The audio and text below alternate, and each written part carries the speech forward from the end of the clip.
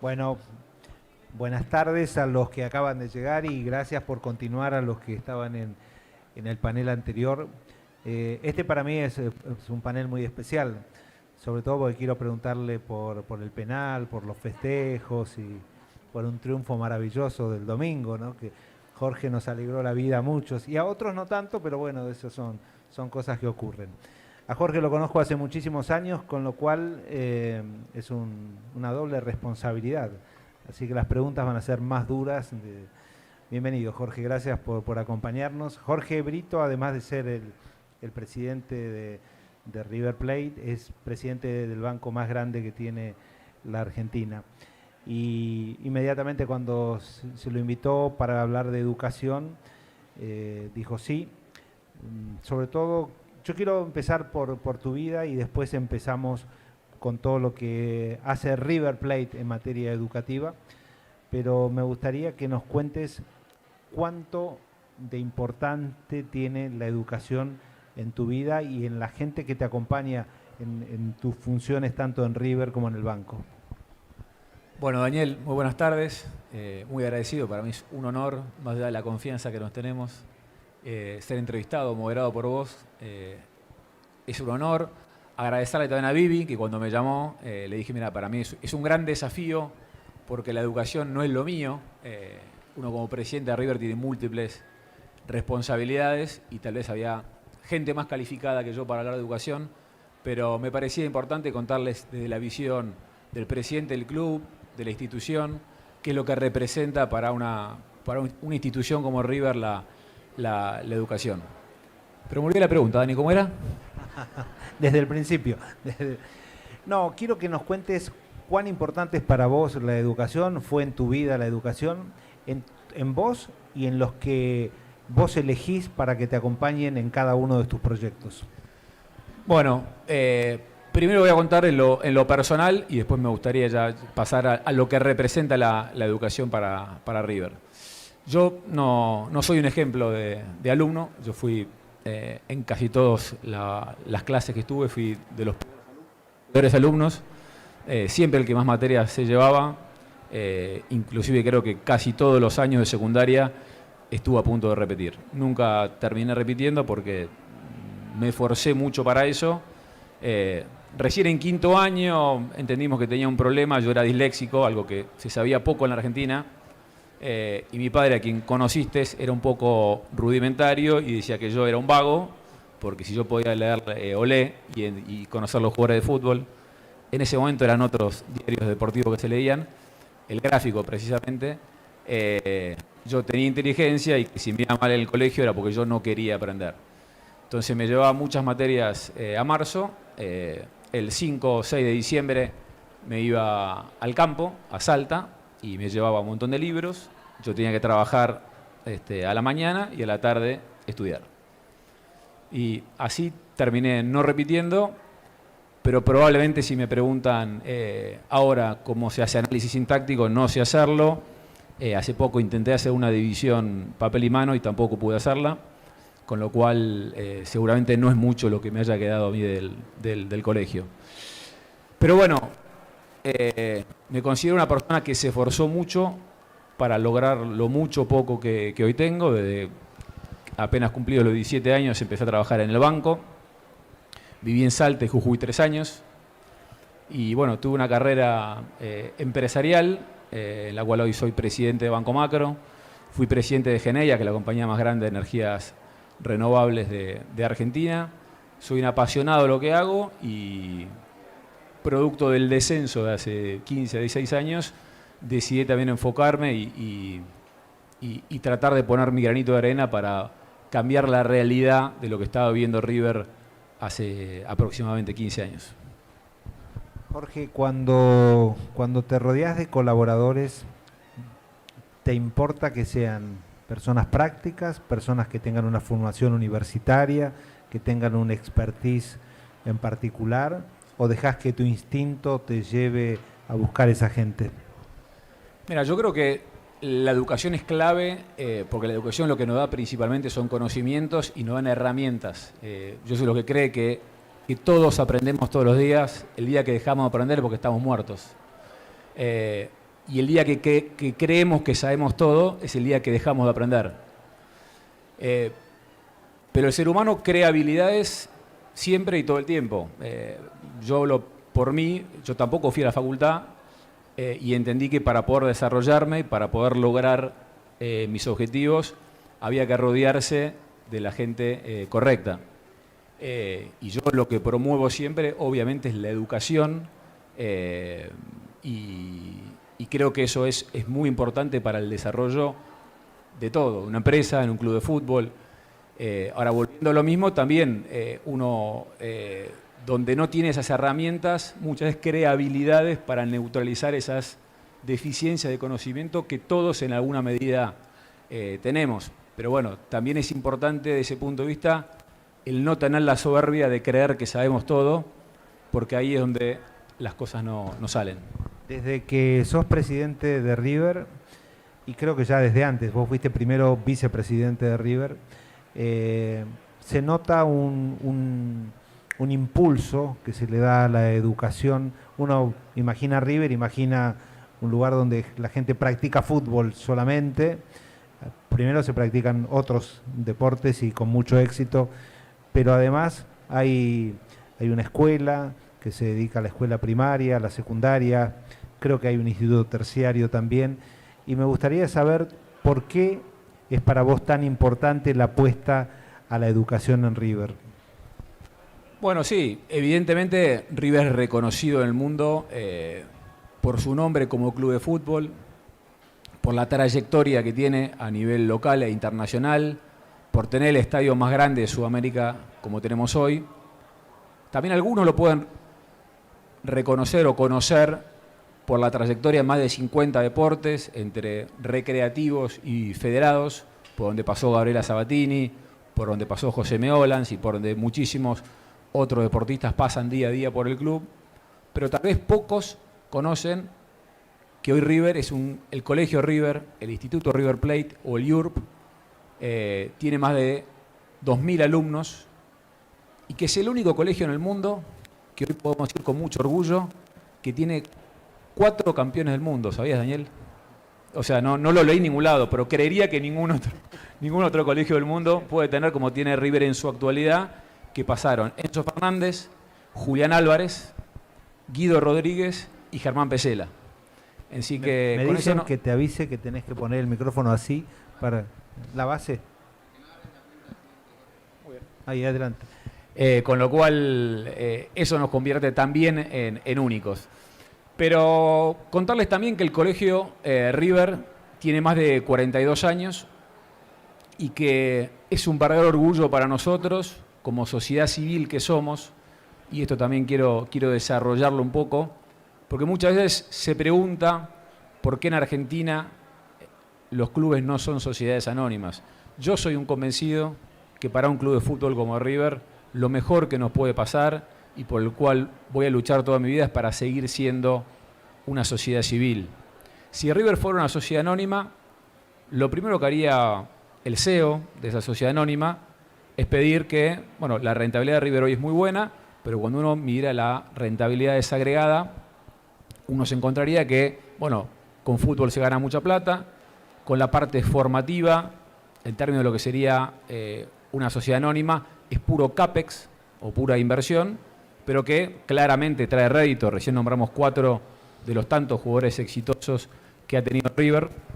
Pero uno cuando va a la parte educativa, al instituto o al IURP, uno se encontraría que en el bottom line es pérdida, es gasto, que ahora estamos invirtiendo $7 millones para tener un colegio nuevo, una obra integralmente nueva, que va a estar dentro del predio de 2 hectáreas que tiene River, pero fuera de lo que sería el estadio. Hoy está abajo de la tribuna Belgrano, por lo cual más de 20 días al año los chicos no tienen clases, porque se juega un partido entre semanas, sea de Copa Libertadores o de campeonato.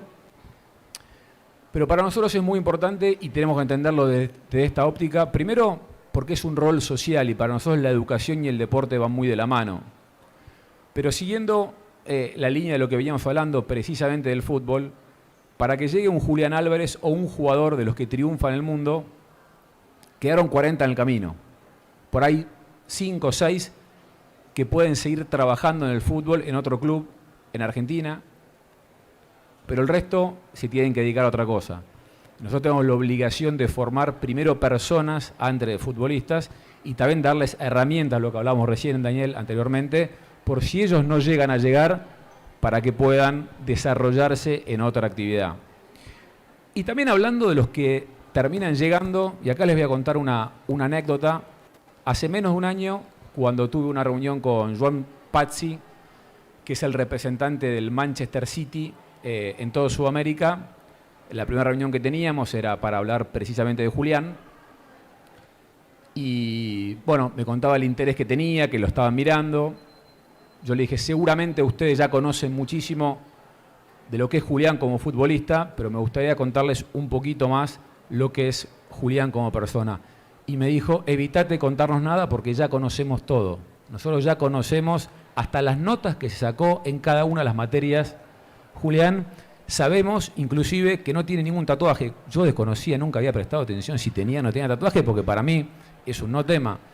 Y él me decía que inclusive, si bien no tiene nada de malo tener un tatuaje, yo lo tengo, pero me decía, la psicóloga del Manchester City dice que una persona de su edad en un ambiente que todos tienen tatuaje, el no tener un tatuaje habla de la personalidad que tiene. Entonces, ¿qué quiero decir con esto? Inclusive para los que llegan, y esto es contrafáctico, yo no podría decir cuánto más vale un jugador si está bien educado o no, ni quiero caer en las personas, pero hoy un club del exterior, cuando invierte 25 millones de euros en un jugador de fútbol, en los derechos económicos de un jugador de fútbol, no solamente mira la calidad de deportista que es, sino también está viéndolo desde lo humano. Y también ya yendo un pasito más adelante, es la carrera de los jugadores de fútbol termina a los 37, a los 38 años. Y seguramente ese jugador de fútbol, con toda la trayectoria y la experiencia que puede tener ya como ex jugador de fútbol, seguramente si tiene bases de educación, tiene más herramientas para desarrollarse como director técnico, como manager deportivo, como periodista deportivo o lo que quiere hacer. Con lo cual, para nosotros no solo es una obligación, estamos muy convencidos de que si bien no se pueda mostrar una planilla de Excel, para nosotros esa inversión que hacemos en educación es muy importante. Y por eso en este año también hemos desarrollado un sistema educativo que es inédito en Argentina, que se llama DAR, que es para deportistas de alto rendimiento, que es el primer sistema homologado, currícula homologada en el gobierno de la ciudad, que permite a los deportistas poder educarse sin tener que la presencialidad que tienen todos los alumnos normales, por llamarlo de alguna manera. ¿Cuántos requisitos tienen que cumplir en materia educativa un jugador para jugar el domingo siguiente o el sábado si es de las inferiores? Si no cumple con las notas y no aprueba las materias, ¿qué ocurre? No, hoy todos los deportistas en River cursan, hoy plenamente están todos en el DAR, que me gustaría terminar de explicarlo. Lo que permite es no tener que la necesidad de estar en la clase, sino que se le da toda la apoyatura de profesores presencial, pero las clases las siguen de manera digital. Esto es algo que nos enseñó la pandemia nos dejó cosas positivas y esta fue una, que es que la gente puede educarse por vía remota. Obviamente yo soy un convencido y creo que todos lo estamos, de que lo presencial siempre es superador a lo digital, o por lo menos en este aspecto. Pero esto también nos permite y atenta contra la... había muchos chicos que dejaban las clases por el solo hecho de no poder cursar porque no dan los tiempos. Hoy un chico que tiene 12, 13 años, que está jugando en River, tiene que entrenar 4 horas al día, tal vez tarda 1 hora, si no es más, en ir al predio de Hurlingham, otra hora en volver, para tener 4 horas de clases y que después le quede tarea que le dejó la maestra o entrenamientos que le dejó el profesor para hacer en salas de musculación. Con lo cual era verdaderamente inviable y veíamos que la deserción escolar era altísima en el fútbol y esto es algo verdaderamente transformador en el mundo del deporte y por el cual también para nosotros es un gran orgullo. ¿Cuánto crees que en materia de valores tiene que tener un jugador de fútbol?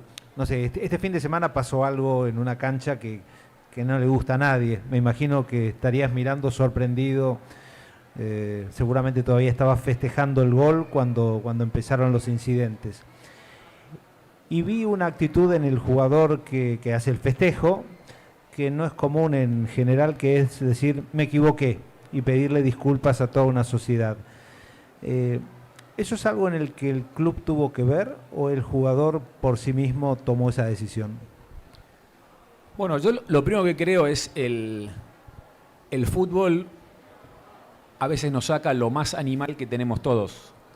Cuando vamos a una cancha, todos nos expresamos de una manera distinta a cómo nos expresamos en un banco, en un estudio de abogados, en un estudio de televisión o en la misma casa. Yo veo gente que va a la cancha con sus hijos y a veces se expresan de una manera distinta porque el fútbol es pasión y el fútbol nos saca de adentro todo. Pero yo creo que, volviendo a los valores y la educación, lo que nosotros promovemos de nuestros deportistas, sean del deporte que sea, es que River no es solamente un estilo de cómo jugar, es una forma de vivir el deporte, de respeto con los rivales. Y lo que pasó el otro día claramente fue un error, fue algo que al club no le gusta, que a mí no me gustó, pero lo que hizo Palavecino de hacer una entrevista para pedir perdón, habla muy bien de él, el humano, porque la educación también tiene esto, nos permite darnos cuenta cuando nos equivocamos. Así que yo aprovecho para felicitar y valorar, más allá del error, para mí el reconocer un error es lo que permite poder mejorar. Cuando uno no reconoce ese error, seguramente va a seguir pasando. Jorge, sé que sos una persona que mira todo el mundo tecnológico y vi que ponías atención en los comentarios del panel anterior en materia de inteligencia artificial. ¿Cuán importante para vos es la tecnología en el banco? Me imagino que debe ser mucho y me gustaría que nos cuentes en qué mirás en ese sentido. Y en cuanto a un club como River Plate o en el equipo de fútbol de River Plate, si hay herramientas tecnológicas hoy que tal vez hace 10 años no se veían, si podés compartirlas con nosotros. Bueno, la tecnología, el fútbol no es ajeno a todo el mundo y la revolución tecnológica que hay en yo diría, todos los sectores económicos. El fútbol también lo es. Hoy nosotros estamos trabajando con información de Big Data, que lo que te permite es ver cuando un jugador, por ejemplo, va a debutar en Primera División, tener toda la información de cómo ha sido la evolución de ese jugador, poder tener datos estadísticos del jugador y también de cada uno de los entrenadores, porque el conjunto de información de los jugadores te termina dando la evolución que tiene cada uno de esos jugadores en cada una de sus divisiones. Como así también hace algunos años se incorporó el GPS, esa especie de corpiño que vemos que usan los jugadores, que al principio daba información de cuánto es lo que corrían. La verdad que no me quedaba muy claro cuánto servía porque esa información podía estar corriendo sin la pelota, pero hoy la información que te da ese GPS es muchísimo más precisa y por eso permite al cuerpo técnico tomar decisiones, por ejemplo, cuando ve que el sprint es el momento de máxima potencia o máxima velocidad que tiene un jugador, cómo ese sprint va disminuyendo. Muchas veces vemos y decimos, che, ¿por qué sacó a tal jugador que era el mejor? Lo que nosotros de una tribuna no podemos estar viendo es cómo esa tecnología que sabe cuánto es la máxima velocidad de ese jugador viene cayendo minuto a minuto. Y esa es la explicación por la cual ese jugador, tal vez que venía siendo mejor, ellos ya tienen información que ese no va a seguir siendo el mejor. Ahí yo como televidente o a veces, ahora no veo el vestuario, no lo veo, pero cuando miro el partido por televisión veo que está el técnico, está De Michelis y al lado lo veo a Pinola con una tableta. ¿Es eso lo que estás diciendo? ¿Ahí, en eso están viendo? Tiene mucha información, por ejemplo tiene una cámara, la cámara que todos miramos en el canal que lo miremos, no es una cámara que les sirva a ellos, porque ellos miran una cámara estática que está de arriba, que se filma, la filman los videoanalistas desde un palco, o en los entrenamientos lo filman desde un dron, que lo que mira es el movimiento de cada uno de los jugadores, pero siempre viendo los 22 jugadores y todo el campo de juego. La cámara que nosotros miramos es muy linda porque ve las expresiones de los jugadores, ven un primer plano como un jugador para la pelota y tira un caño, pero no está viendo el todo. De esa cámara lo que se mira es el todo, como así también le brindan información que ya le están dando en vivo los GPS. Sí, cuentan de muchísima información que nosotros de una tribuna claramente no podemos tener.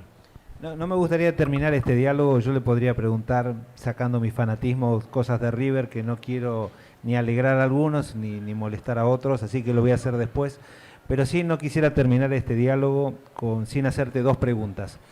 La primera es tu sueño sobre Argentina.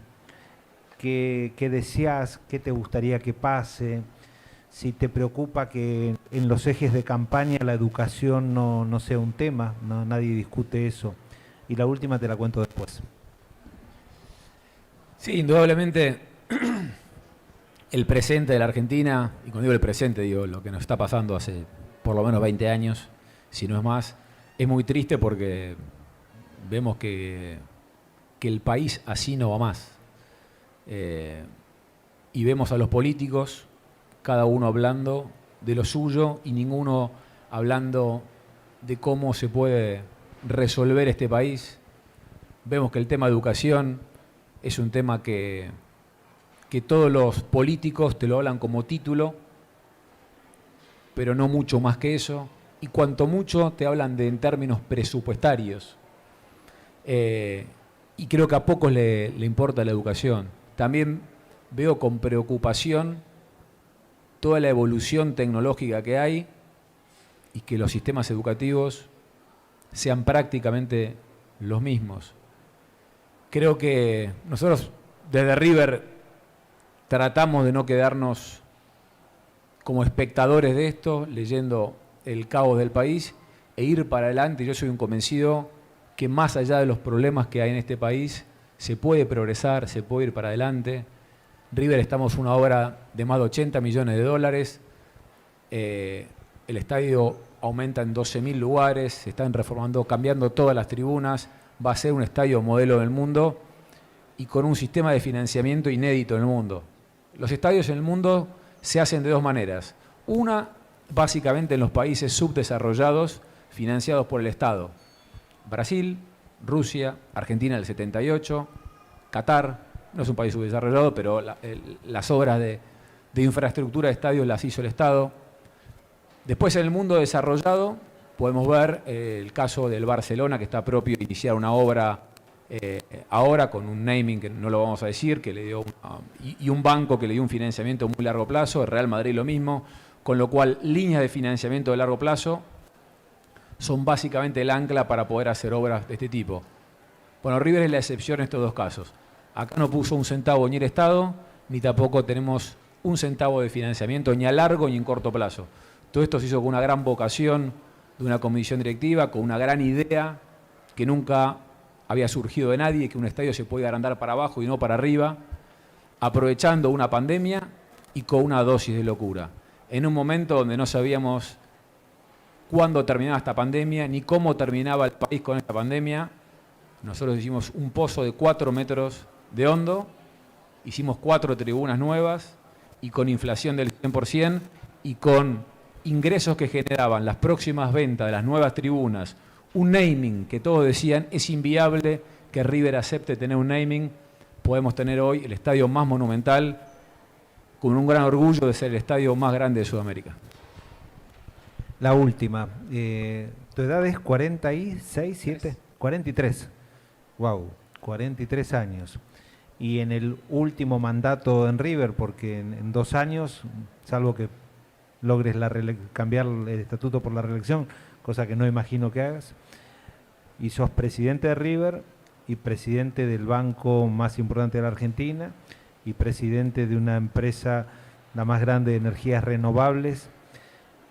¿Qué imaginas por delante? ¿Qué te queda si es que te queda algo por hacer? Mirá, Daniel, yo nunca pensé mucho más allá de lo inmediato, por más que parezca un absurdo, porque cuando pienso en un estadio pienso en los próximos 30 años, cuando pienso en el banco. En mi vida personal, yo siempre he tratado de dar el paso que puedo dar. La verdad que en términos personales creo que hay cosas que que uno nunca más va a vivir, que es el tiempo que uno le pierde que pierde con su familia. Y cuando uno trabaja mucho, la vocación que le pongo a River, todo esto es en base a tiempo que estoy perdiendo con mi familia, con lo cual, en el cortísimo plazo, cuando termine River, lo que espero es poder dedicarle más tiempo a mi familia, tiempo que se merecen y tiempo que les robé. Y que no voy a poder recuperar para atrás, pero sí para adelante. Eso es lo que espero. Capaz que vengo al mes de haber terminado River y te digo, Dani, me metí en esta, pero hoy lo que pienso y sueño es en poder dedicarle un poco más de tiempo a mi familia. Jorge, te agradecemos enormemente tu tiempo. Sabemos que Jorge es de los tipos más ocupados de este país, así que valoramos mucho primero lo que haces y segundo que hoy lo puedas haber compartido con todos los que se acercaron a la feria y los que se están viendo por YouTube. Realmente gracias. Muchas gracias a ustedes.